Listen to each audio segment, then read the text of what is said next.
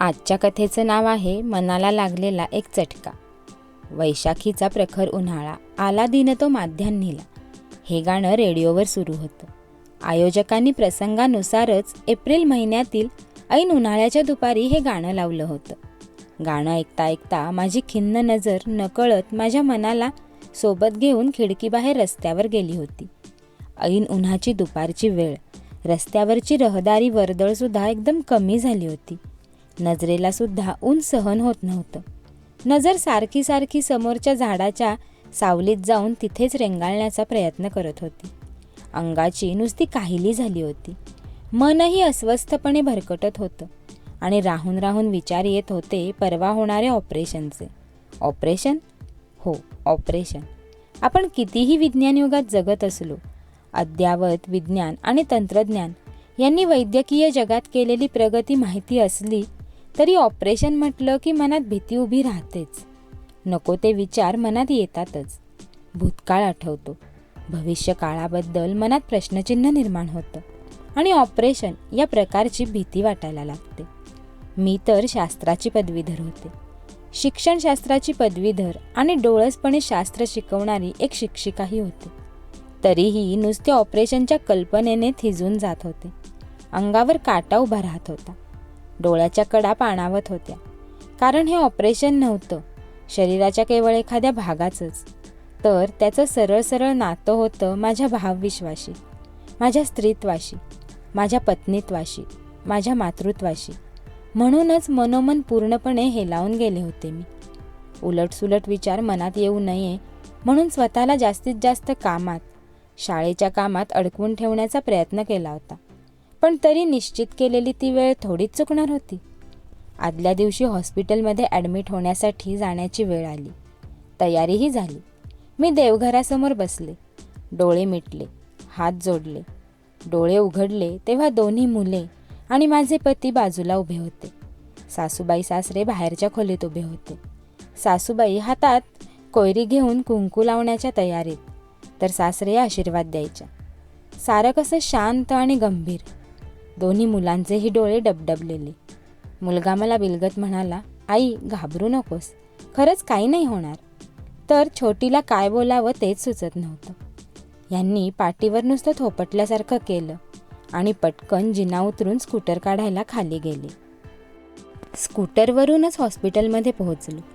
Hospital म्हणजे तसं अगदी छोटंसं, एक जनरल वॉर्ड, ऑपरेशन रूम व फक्त 2 स्पेशल रूम.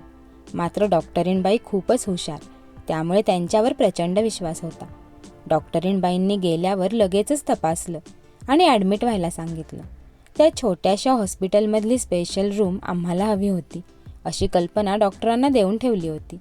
त्याप्रमाणे बॅग उचलून स्पेशल रूमकडे गेलो. पाहतो तर त्या रूममध्ये अगोदरच एक बाळंतीण पेशंट आपल्या छोट्या 2 लहानग्यांसह शांत झोपली होती. तिथे असलेल्या नर्सकडे चौकशी केली तेव्हा ती म्हणाली, आम्ही त्यांना जरा वेळाने दुसरीकडे शिफ्ट करणार आहोत, तोपर्यंत तुम्ही रिकाम्या रूममध्ये बसा. थोड्या वेळाने ती 2 चिमुकली रडू लागली व त्यांची माताही जागी झाली. तिला दुसऱ्या रूममध्ये शिफ्ट केलं गेलं आणि आत्तापर्यंत तरी सगळं मनासारखं झालं म्हणून आम्ही निश्चिंत झालो.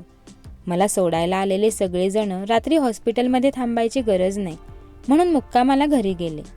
माझा काही वेळ माझ्या खोलीतून शेजारी शिफ्ट केलेल्या त्या बाळंतिणीशी, तिच्या आईशी व हॉस्पिटलमधील इतर बायकांशी गप्पा मारण्यात गेला. आपल्या आईच्या कुशीत ती जुळी बाळं शांत झोपली होती. जुळ्या मुलांच्या प्रसव वेदनांनी त्यांची आई म्लान झाली होती, थकली होती. परंतु तरीही 2 बाळांची आई झाल्याचं मातृत्वाचं समाधान तिच्या चेहऱ्यावर स्पष्ट दिसत होतं. बाळांची आई दिसायला खूपच सुंदर होती व तिचं नाव सगुणा होतं. सगळ्यांशी गप्पा मारून मी माझ्या खोलीत आले. कॉटवर मांडी घालून बसले तेव्हा मला एकटेपणा जाणवायला लागला. म्हणतात ना, empty mind is devil's home. त्याप्रमाणे माझ्या रिकाम्या डोक्यात पुन्हा अनेक विचार येऊ लागले. समोरच भिंतीवर लटकत असलेल्या कॅलेंडरकडे माझं लक्ष गेलं. ते एक सुंदर गणपतीचं चित्र असलेलं कॅलेंडर होतं. माझे हात नकळत जोडले गेले आणि वक्रतुंड महाकाय सूर्यकोटी समप्रभ निर्विघ्नं कुर्मे देव सर्व कार्येषु सर्वदा असं ओठ आपोआप पुटपुटले. जोडलेले हात गणपतीच्या चित्राकडे पाहत कपाळाला लावले. छातीला लावले. एक खोल श्वास घेऊन निश्वास टाकला आणि बिछाण्यावर लवंडले. हळूहळू झोप लागायला लागली आणि शांतपणे झोपेत असताना एकदम जाग आली. खोलीबाहेर चांगलीच धावपळ सुरू झाली होती. मी खोलीत लाईट लावला आणि काय झाले हे पाहण्यासाठी गेले तर त्या शेजारील खोलीतील बाळंतिणीची आई नर्सला हाक मारित होती. ताबडतोब डॉक्टरीणबाईंना बोलवा असं म्हणत होती. नर्सने धावपळ करून सलाईन लावलं. एकीने बाईंना फोन केला. डॉक्टरीणबाईंनी मी येतीच आहे तोपर्यंत काही औषधं देण्यास नर्सला सुचवलं. त्याप्रमाणे त्या नर्सने सगुणाला ती औषधंही दिली. परंतु 2 तास अगोदर माझ्याशी छान गप्पा मारणारी बाळांची आई खूपच अस्वस्थ झाली होती. तिला भरपूर धापही लागली होती. रक्तस्रावही वाढला होता. तिच्याकडे बघून तिची आई व मी खूपच बेचैन झालो होतो. तिची आई तिच्या डोक्यावरून हात फिरवत होती. प्रत्येक मिनिटसुद्धा खूप मोठा वाटत होता. डॉक्टरीणबाई कधी एकदा पोहोचतील असं झालं होतं. या परिस्थितीत आपण तिला काहीच मदत करू शकत नाही याचं वाईटही वाटत होतं. इतक्यात डॉक्टरीणबाई आल्या. त्यांच्याबरोबर आणखी एक तज्ज्ञ डॉक्टरही आले. एव्हाना माझ्या लक्षात आलं की मृत्यूने आपलं जाळं टाकले व हळूहळू तो ते आवळायला लागलाय. डॉक्टरांचे प्रयत्न सुरू झाले. मी अस्वस्थ होऊन माझ्या खोलीत आले. मागच्याच भिंतीवरील गणपतीसमोर हात जोडले. डोळे मिटले तरी तो गणपती डोळ्यासमोरून स्पष्ट दिसत होता. कळवळून प्रार्थना केली. देवा, 2 बाळांच्या या आईला तू आज आयुष्य दे. तिला वाचव. तुला बाळांच्याच आईला न्यायचं असेल तर मला नाही, कारण माझी बाळं मोठी आहेत, समजूतदार आहेत. पण या चिमुकल्यांच्या आईला काहीही करून वाचव, एवढी माझी हाक ऐक. पुढील 5 मिनिटं कशी गेली काहीच कळलं नाही आणि माझ्या कानावर आला त्या आईच्या आईचा आर्त आक्रोश. मी खोलीबाहेर गेले तर सगळं काही संपलं होतं. अखेर त्या पाषाण हृदय मृत्यूने आपले पाश आवळले होते. गणपतीनेही एका आईने दुसऱ्या आईसाठी केलेली प्रार्थना अवेरली होती. डॉक्टरीणबाई डॉक्टर सॉरी म्हणून निघून गेले. माझ्या अंगावर रोमांच उभे राहिले. त्या चिमुकल्यांना मात्र गाढ झोपेत उद्याच्या जगात आपण आईविना आहोत याची काहीच कल्पना नव्हती. मनात एकदा असं आलं, माझ्या रूममधून शेजारच्या रूममध्ये तिला शिफ्ट करून मी माझा मृत्यू तर शिफ्ट केला नव्हता. हे सर्व प्रत्यक्ष पाहणारी मीही एक पेशंट होते. दुसऱ्याच दिवशी माझंही मोठं ऑपरेशन होतं. या प्रसंगाचा माझ्यावर अधिक ताण येऊ नये म्हणून डॉक्टरबाईंनी मला झोपेचं इंजेक्शन दिलं व मला गाढ झोप लागली. दुसऱ्याच दिवशी सकाळी माझं ठरलेलं ऑपरेशन यशस्वी झालं.